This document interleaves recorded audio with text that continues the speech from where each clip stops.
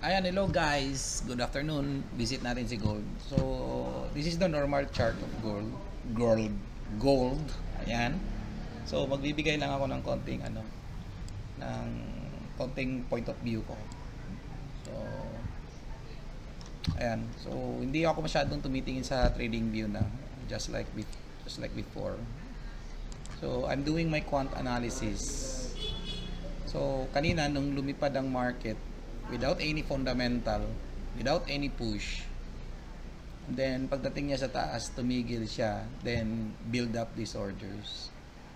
So, what I'm looking for is pag sa normal chart mo siya titingnan, hindi mo makikita. Makikita mo lang movement ng candle, ganun-ganun. But in this case, in our quant analysis data, we can see the footprints.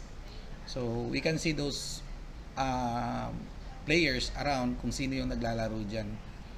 So, these numbers portray number of contracts. Ibig sabihin, kontrata yan or number of contracts or activities involved in this candle. So, in a normal trading view account, ang makikita mo lang nabubuo ang isang chart. It's because of your time frame, kung saan time frame ka. So, tulad nito, one candle is equivalent to 30 minutes. While in our quant analysis chart, nabubuo siya by number of ticks or number of contract o tinatawag na tick value. So, tick value is equivalent to contract. So, dito, mas makikita natin yung number of contracts involved in this one single candle. Okay? So, as you can see, when the market goes up, there is a single candle na green and it portrays the number of contracts involved. After that, wala na. Tumigil na siya, no? So, during this time, nagkaroon siya ng tinatawag natin ng point of control, which is, eto yon, the yellow line. Okay? So, if I were going to identify those region na medyo red siya, which is eto yon, number 1 is eto. Kung i-connect ko siya doon sa tick value na chart ko, this would appear like this one. Ganito. So, eto yun, yung nandun. Okay? The next part ko na tinitingnan is eto. Sabi ko, I will make an entry right here. Kanina. Ayan. So, kung i-connect ko pa rin ito, this would probably appear on the lower part of my tick value chart, which is eto yon. So, nagkaroon nga ako ng dalawang entry dyan kanina, which is ito yon. Ito yung pinakauna, ito yung pangalawa. Yung pangalawa kasi is na-hit na. Pero, may example ako dito isa na inaano ko sa isang client ko.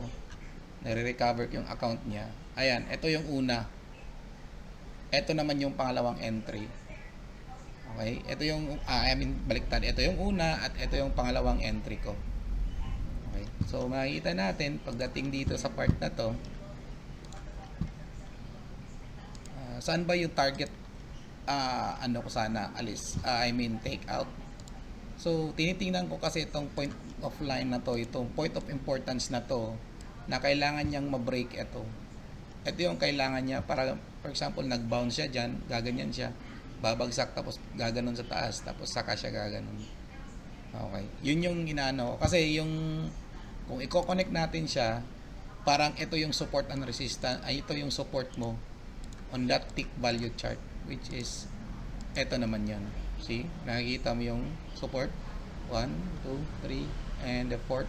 So, I need this one to break para yung support niya maging resistance. And I'm targeting this fellow here below. Why?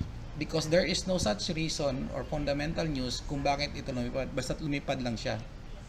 So, kung i-chart ko siya doon sa kabila, I will connect this one to that point. Kukunin ko pa rin yung high volume niya rito. So, for now, this is yung high volume na nakikita ko before lumipad yung market. And if ko-connect ko siya,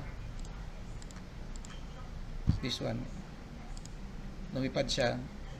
Sorry, hindi pa na-connect. Teka lang ha, i-connect ko muna. All chart pala, sorry. Ayan. That's it. Ito na yung chart na yun. So, For me, gaganyan siya, babagsak, tapos dito yun magkakaalaman. Okay? So, yun lang guys. Thank you and God bless.